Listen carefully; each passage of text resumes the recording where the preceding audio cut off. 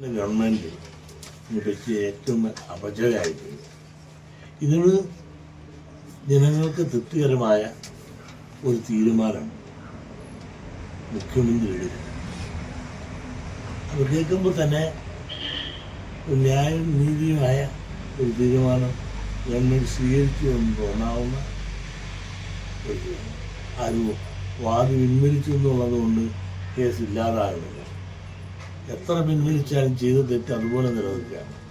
അതൊരു മന്ത്രിയായിട്ട് നിന്നുകൊണ്ട് ചെയ്തതാണ്. മന്ത്രി അല്ലെങ്കിൽ പോലും ചെയ്യാൻ പാടില്ലാത്ത ഒന്നാണ്.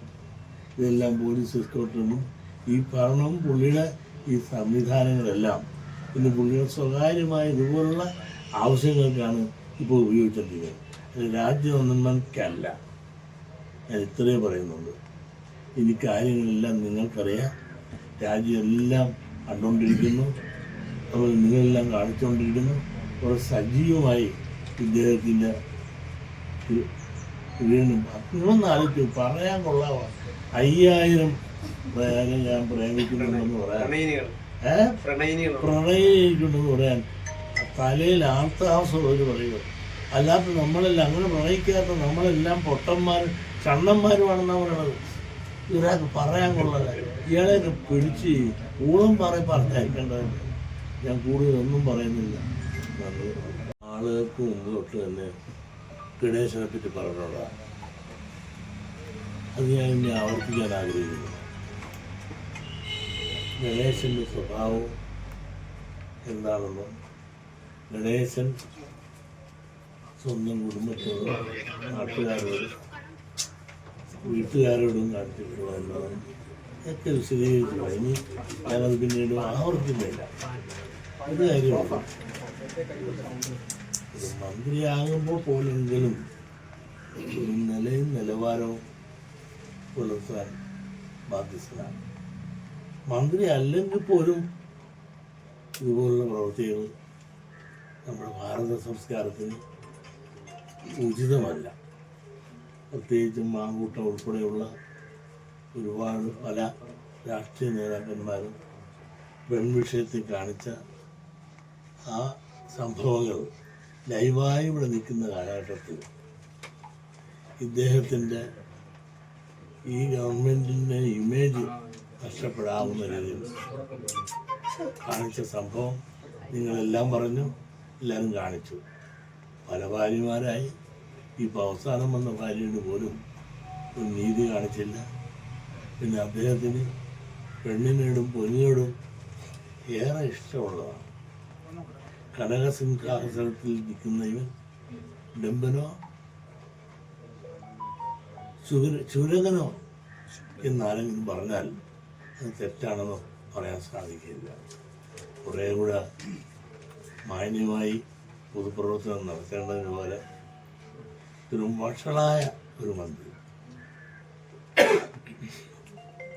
മന്ത്രിസഭയിൽ ഇരുന്നുകൊണ്ട് ഇത്തരം പ്രവർത്തനം ചെയ്ത ഒരു മന്ത്രി കാണുകയില്ല. ആരുമല്ല, മന്ത്രി എന്നല്ല, ആർക്കും ഇത് ചെയ്യാൻ പാടില്ലാത്തതല്ലേ. ഒരു ഭാര്യ പരാതി പറഞ്ഞു പിൻവലിച്ചു എന്നുള്ളതുകൊണ്ട് കാര്യമല്ല. സമൂഹത്തിലെ ഒരു മന്ത്രി എന്ന നിലയിൽ, MLA എന്ന നിലയിൽ, പൊതുപ്രവർത്തകൻ എന്ന നിലയിൽ ചില മാന്യതയും മര്യാദയുണ്ട്. അത് അദ്ദേഹം അശേഷം കാണിച്ചു. ഈ മന്ത്രിസഭയ്ക്ക് വരെ ഒരു പുഴുക്കുത്താണ്. വളരെ ഭംഗിയായി ഇന്ന് ഭരണം നടത്തിക്കൊണ്ടിരിക്കുന്നു.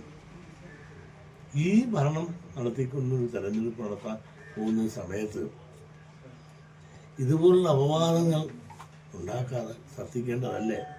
മാത്രമല്ല, അദ്ദേഹത്തിൻ്റെ കൂടെ ഒരു വകുപ്പിൽ ഒരാൾ പോലും ചൊവ്വയിൽ നേരെ അവസാനം വരെ ഇരുന്നു. ദാർഢ്യവും മാടമ്പിത്തരമാണ് വാക്കിലും പ്രവർത്തിയിലുള്ളത്. പിന്നെ ഇമേജ് ബിൽഡപ്പ് ചെയ്യാനായിട്ട് സ്വന്തം ക്യാമറയും ആളുകളെയും കൊണ്ടു നടന്നുകൊണ്ട് നമ്പർ 1 മന്ത്രി എന്ന് പത്രത്തിലടുപ്പിക്കാൻ സാധിപ്പിച്ചു എന്നുള്ളതിൻ്റെ പിന്നിലെ ചരിത്രം എല്ലാവർക്കും അറിയാം. ഗവൺമെൻറ് പറ്റിയ ഏറ്റവും അപജയമായിട്ടുണ്ട്. ഇതിന് ജനങ്ങൾക്ക് തൃപ്തികരമായ ഒരു തീരുമാനം മുഖ്യമന്ത്രി എടുക്കും.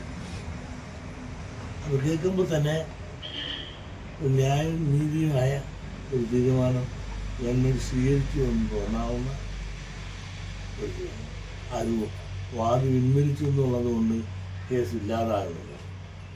എത്ര പിൻവലിച്ചാലും ചെയ്ത തെറ്റ് അതുപോലെ നിലനിൽക്കുകയാണ്. അതൊരു മന്ത്രിയായിട്ട് നിന്നുകൊണ്ട് ചെയ്തതാണ്. മന്ത്രി അല്ലെങ്കിൽ പോലും ചെയ്യാൻ പാടില്ലാത്ത ഒന്നാണ്.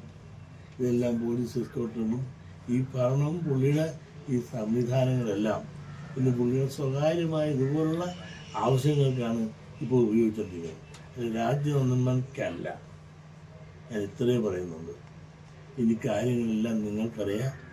രാജ്യമെല്ലാം കണ്ടുകൊണ്ടിരിക്കുന്നു. അപ്പോൾ നിങ്ങളെല്ലാം കാണിച്ചുകൊണ്ടിരിക്കുന്നു.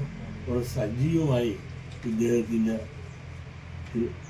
നിങ്ങളൊന്ന് ആലോചിച്ചു പറയാൻ കൊള്ളാമോ?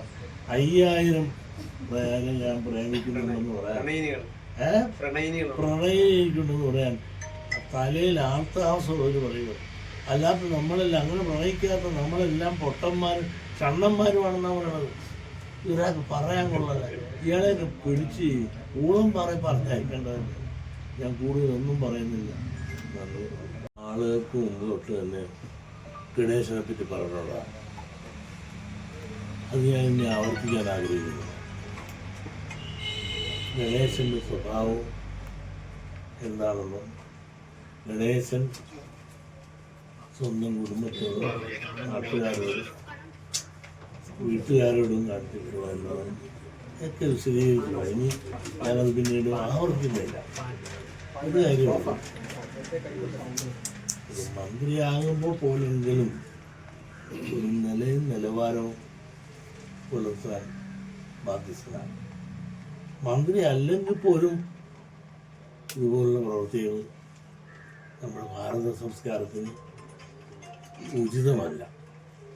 പ്രത്യേകിച്ചും മാങ്കൂട്ടം ഉൾപ്പെടെയുള്ള ഒരുപാട് പല രാഷ്ട്രീയ നേതാക്കന്മാരും പെൺവിഷയത്തിൽ കാണിച്ച ആ സംഭവങ്ങൾ ലൈവായി ഇവിടെ നിൽക്കുന്ന കാലഘട്ടത്തിൽ ഇദ്ദേഹത്തിൻ്റെ ഈ ഗവൺമെൻറ്റിൻ്റെ ഇമേജ് നഷ്ടപ്പെടാവുന്ന രീതിയിൽ കാണിച്ച സംഭവം നിങ്ങളെല്ലാം പറഞ്ഞു, എല്ലാവരും കാണിച്ചു. പല ഭാര്യമാരായി ഇപ്പോൾ അവസാനം വന്ന ഭാര്യയോട് പോലും ഒരു നീതി കാണിച്ചില്ല. പിന്നെ അദ്ദേഹത്തിന് പെണ്ണിനോടും പൊന്നിനോടും ഏറെ ഇഷ്ടമുള്ളതാണ്. കനകസിംഹാസനത്തിൽ നിൽക്കുന്ന ഇവൻ ഡംബനോ ചുരകനോ എന്നാരെങ്കിലും പറഞ്ഞാൽ അത് തെറ്റാണെന്നോ പറയാൻ സാധിക്കില്ല. കുറേ കൂടെ മാന്യമായി പൊതുപ്രവർത്തനം നടത്തേണ്ടതിന് പോലെ ഒരു വഷളായ ഒരു മന്ത്രിസഭയിൽ ഇരുന്നുകൊണ്ട് ഇത്തരം പ്രവർത്തനം ചെയ്ത ഒരു മന്ത്രിയാണ് ഇങ്ങനെ. ആരുമല്ല, മന്ത്രി എന്നല്ല, ആർക്കും ഇത് ചെയ്യാൻ പാടില്ലാത്തതല്ലേ. ഒരു ഭാര്യ പരാതി പറഞ്ഞു പിൻവലിച്ചു എന്നുള്ളതുകൊണ്ട് കാര്യമല്ല. സമൂഹത്തിലെ ഒരു മന്ത്രി എന്ന നിലയിൽ, MLA എന്ന നിലയിൽ, പൊതുപ്രവർത്തകൻ എന്ന നിലയിൽ ചില മാന്യതയും മര്യാദയുണ്ട്. അത് അദ്ദേഹം അശേഷം കാണിച്ചു. ഈ മന്ത്രിസഭയ്ക്ക് വരെ ഒരു പുഴുക്കുത്താണ്. വളരെ ഭംഗിയായി ഭരണം നടത്തിക്കൊണ്ടിരിക്കുന്നു. ഈ ഭരണം നടത്തിക്കൊണ്ടൊരു തെരഞ്ഞെടുപ്പ് നടത്താൻ പോകുന്ന സമയത്ത് ഇതുപോലുള്ള അപവാദങ്ങൾ ഉണ്ടാക്കാതെ ശ്രദ്ധിക്കേണ്ടതല്ലേ. മാത്രമല്ല, അദ്ദേഹത്തിൻ്റെ കൂടെ ഒരു വകുപ്പിൽ ഒരാൾ പോലും ചൊവ്വയും നേരെ അവസാനം വരെ ഇരുന്നു. ദാർഢ്യവും മാടമ്പിത്തരമാണ് വാക്കിലും പ്രവൃത്തിയിലുള്ളത്. പിന്നെ ഇമേജ് ബിൽഡപ്പ് ചെയ്യാനായിട്ട് സ്വന്തം ക്യാമറയും ആളുകളെയും കൊണ്ടു നടന്നുകൊണ്ട് നമ്പർ 1 മന്ത്രി എന്ന് പത്രത്തിലടുപ്പിക്കാൻ സാധിപ്പിച്ചു എന്നുള്ളതിൻ്റെ പിന്നിലെ ചരിത്രം എല്ലാവർക്കും അറിയാം. മുഖ്യമന്ത്രി ന്യായമായത് തീരുമാനിക്കട്ടെ, രാജി വേണമെന്ന് ഒന്നും ഞാൻ പറഞ്ഞത്. ഇപ്പം തന്നെ പത്തനാപുരം യൂണിയൻ തന്നെ NSSൻ്റെ അത് പിരിച്ചുവിടാൻ പിരിച്ചുവിട്ടിട്ട് പിന്നെ കാലെ പിടിച്ച് സുധാകരനാരുടെ കാലെ പിടിച്ചിട്ട് പിരിച്ചുവിടാതിരുന്നെന്നാണ് ഞാൻ അറിയുന്നത്. കാരണം പത്മ കഫേ നിർമ്മാണത്തിൻ്റെ അഴിമതി ഉണ്ടായതുകൊണ്ടാണ്. ഇത് കേട്ടാ നിങ്ങൾ തിരക്ക്. പത്മ കഫേ അവിടെ നിർമ്മാണത്തിന് ചുമതല എടുത്തിട്ട് അത് അഴിമതി ഉണ്ടായിട്ട് ഇദ്ദേഹത്തെ മൊത്തം യൂണിയൻ പിരിച്ചുവിട്ടു. പിന്നെ കാലെ പിടിച്ച് അദ്ദേഹത്തിൻ്റെ അന്വേഷണം കൊണ്ട് പിന്നെയും പിരിച്ചുവിട്ടു. ഇതൊക്കെ അങ്ങാടിപ്പാട്ടാണ്. അന്നത്തെ കാലമല്ലല്ലോ ഇപ്പോൾ. അങ്ങനെയൊന്നും ചെയ്യുന്ന ഒരു ശൈലി ഇന്നത്തെ പാർട്ടിക്കാർക്കില്ല.